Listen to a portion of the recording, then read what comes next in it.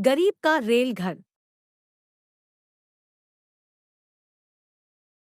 सोनू एक गरीब परिवार से था। वो अपनी पत्नी पूजा और बेटी बबीता के साथ रहा करता था। वो ठेले पर सामान ढोने का काम किया करता था। आ गए आप? रुकिए, मैं आपके लिए खाना लेकर आती हूँ। पूरा दिन सामान ढोते ढोते थक गए होंगे। ये तो मेरा रोज का काम है। ये बताओ बबीता कहाँ है? जब तक उसे देख ना लूं चैन नहीं आता। अपनी सहेलियों के साथ खेल रही है गली में। मुझे तो उसकी चिंता होती है कि अब वो भी बड़ी हो रही है, उसे पढ़ाना भी तो होगा। मैं कितना लाचार बाप हूँ कि मुश्किल से 2 जनों की रोटी का इंतजाम कर पाता हूँ, पर उसकी पढ़ाई का खर्च भला मैं कैसे उठा पाऊंगा? दिन भर बोझ ढोकर बस अपना और तुम्हारा पेट पाल लूं, वही हो पाता है मुझसे। कभी कभी तो वो भी नसीब नहीं होता। तभी बबीता भागी भागी आती है और सोनू से कहती है, पिताजी, वो पड़ोस की सुषमा बता रही थी कि सरकार ने अलर्ट जारी किया है कि बहुत तेज बारिश होने वाली है और यहाँ बाढ़ आने वाली है। अब आप काम पर मत जाना, नहीं तो आप भीग जाओगे। अरे ये क्या? अगर बारिश हुई तो मैं काम पर नहीं जा पाऊंगा, और काम पर नहीं जा पाया तो पैसे कहाँ से लाऊंगा? मुझे काम पर जाना ही होगा। अगर सरकार ने अलर्ट जारी किया है तो कोई बात ही होगी। अगर आप काम पर गए तो दिक्कत हो सकती है।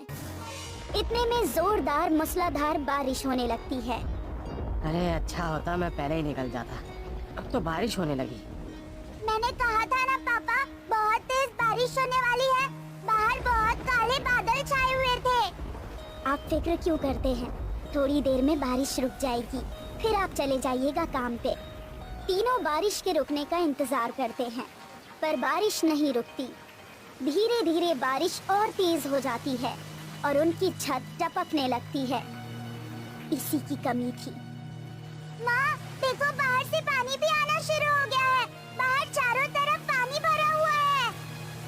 इस तरह से तो हमारा इस घर में रहना बहुत मुश्किल हो जाएगा। धीरे धीरे पानी बढ़ता जाता है और उनका घर नीचे होने की वजह से सारी कॉलोनी में सबसे ज्यादा पानी उन्हीं के घर में भरता है। तब सोनू कहता है, अपना जरूरी सामान बांधो पूजा, हमें कहीं और जाना होगा। पर हम जाएंगे कहाँ? पूरी कॉलोनी में तो पानी भरा है और ले दे के ये झोपड़ी ही तो थी हमारे पास। माँ, मेरे तो कंधे तक पानी आ गया है। अगर तेज बारिश हुई तो मैं तो डूब ही जाऊंगी। सोनू बबीता को अपने कंधे पर बिठा लेता है और पूजा सामान सिर पे लेकर सोनू के साथ चल देती है। वो तीनों पानी में भीगते हुए निकलते हैं। उन्हें कहीं ऐसी कोई जगह नजर नहीं आती जहाँ पर वो अपना सर छुपा सके। तभी उन्हें एक व्यक्ति मिलता है। अरे, इतने पानी में इस छोटी सी लड़की को लेकर तुम कहाँ जा रहे हो? पता है ना पूरे शहर में पानी भरा हुआ है और अभी कब तक ये पानी बरसेगा कुछ नहीं पता। साहब, मैं बहुत गरीब इंसान, मेरा घर पानी में डूब गया है और मेरे पास कोई और जगह भी नहीं है, इसलिए इस बच्ची को लेकर इधर उधर घूम रहा हूँ कि कहीं कोई ठिकाना मिल जाए। अरे, ये तो बड़ी परेशानी है तुम्हारे लिए। चलो, इस छोटी सी बच्ची के लिए मैं तुम्हें एक रास्ता दिखाता हूँ।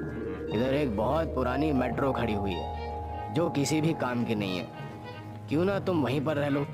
वहाँ पर तुम्हें बारिश से भी सुरक्षा मिलेगी और पानी से भी। पर साहब, वो तो सरकार की संपत्ति है, अगर किसी ने कुछ कहा तो? अरे, मेट्रो मेरे ही अंडर आती है, मैं ही उसकी कार्रवाई कर रहा हूँ। जब तक वो मेट्रो किसी काम की नहीं, तब तक तुम उसमें अपना घर बनाकर रह सकते हो। जब उसकी ज़रूरत होगी तब मैं तुम्हें बता दूंगा और तब तक तुम अपना कोई और बंदोबस्त भी कर सकते हो। आपका बहुत बहुत धन्यवाद साहब, आपने हमें ऐसी मुसीबत में सहारा दिया। धन्यवाद की ज़रूरत नहीं है, ये तो मेरा फर्ज था। तीनों अपना सामान लेकर उस मेट्रो के डिब्बे में चले जाते हैं। वहाँ जाकर बबीता को बहुत अच्छा लगता है। आपने आज तक मुझे मेट्रो में कभी सैर नहीं कराई, पर आज मेट्रो ही हमारा घर बन गया। पिताजी, ये तो पुराने घर से भी बहुत अच्छा है। देखो, यहाँ पर तो सोने के लिए बिस्तर भी है और पलंग भी और हवादार दरवाजे भी। माँ, बहुत तेज भूख कुछ नहीं खाया। हाँ बबीता, अब कुछ बनाते हैं। मैं कुछ सामान घर से लेकर आई थी, उसी को पका देती हूँ, बात का बाद में देखेंगे। पूजा मेट्रो के डिब्बे में अपना सामान निकालती है और खाना बनाती है। तीनों बैठकर खाना खाते हैं। यहाँ सब कितना साफ सुथरा है ना माँ? वहाँ तो हर समय बदबू आती रहती थी, यहाँ तो कितनी अच्छी फर्श है और खाना खाने में भी मजा आ रहा है। उस शोर शराबे और भीड़ भाड़ से अलग एकांत में हमारा घर कितना अच्छा लग रहा है। हम इसी में रहेंगे ना माँ? हाँ मेरी बच्ची, पर अभी खाना खा ले, आगे की मत सोच। तीनों मेट्रो घर में रहकर बहुत खुश होते हैं। धीरे धीरे कॉलोनी का पानी निकलने लगता है तो सोनू अपने पुराने घर को देखने जाता है। वो पूरी तरह से ढह चुका होता है और तभी वो व्यक्ति दोबारा सोनू को मिलता है। अरे तुम्हारा घर तो पूरी तरह से ढह गया है। अब तो तुम्हारा यहाँ आने का कोई मतलब ही नहीं है। तुम जब तक चाहो उसी मेट्रो को अपना घर बनाकर रह सकते हो। साहब, मेरे पास कोई काम धंधा नहीं, मैं वहाँ पर ही रह पाऊंगा क्योंकि किराया देने की मेरी औकात नहीं है। तुम काम करना चाहते हो? हाँ साहब, मैं कोई भी काम कर लूंगा। मेट्रो में एक कर्मचारी की आवश्यकता है। वो कर्मचारी छुट्टी पर गया हुआ है। उसकी जगह अगर तुम्हें काम करना है तो बोलो, मैं ऊपर बात करता हूँ। साहब, आपकी बहुत कृपा होगी, आप कोई भी काम दो, मैं जरूर करूंगा। सोनू को मेट्रो में काम मिल जाता है जिससे वो अपने परिवार की अच्छी तरह से भरण पोषण कर पाता है। अब मुझे काम मिल गया है, अब हमारा अपनी बबीता को पढ़ाने का सपना पूरा हो जाएगा। ये तो बहुत अच्छी बात है। हमें रहने के लिए भी ये मेट्रो मिली और मेट्रो में ही आपको काम भी मिला। ये मेट्रो हमारे लिए कितनी शुभ है। हाँ हाँ, अब मैं अपनी बेटी को पढ़ाऊंगा, लिखाऊंगा और एक काबिल इंसान बनाऊंगा। क्या पापा, मैं भी पढ़ने जाऊंगी? हाँ बेटा, अब तुम भी पढ़ने जाओगी।